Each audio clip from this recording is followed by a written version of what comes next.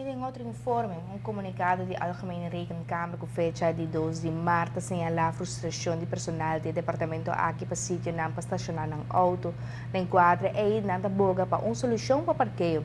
Segundo o comunicado, dia 12 de novembro passado, o governo a ser parquear pratos de Algemene Rekenkamer sem prévio aviso e não procurar para uma alternativa. A veces aqui limitar personal do departamento em seu funcionamento, já que não tem área adequada para estacionar. Estas troba com o personal por exercer o trabalho de controle e investigação devidamente, já que não mestre tem flexibilidade de usar o veículo no momento que essa aqui exige.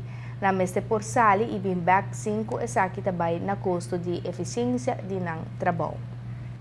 Antecipando o problema aqui personal de Algemene Rekenkamer em agosto de 2015 acerca do parque, señalando a disponibilidade de paga para permiso para estacionar cerca de edifícios. Segundo o comunicado de Controladoria General, a petição não ha ouído. Tomou contato com diferentes ministros e com a permitir solução, mas não arregla nada ainda. O personal de Controladoria General está pedindo para tomar uma petição a sério e está fazendo súplica na tanto governo como parlamento para ajudar com solução estrutural e pronto para o dolor de cabeça aqui.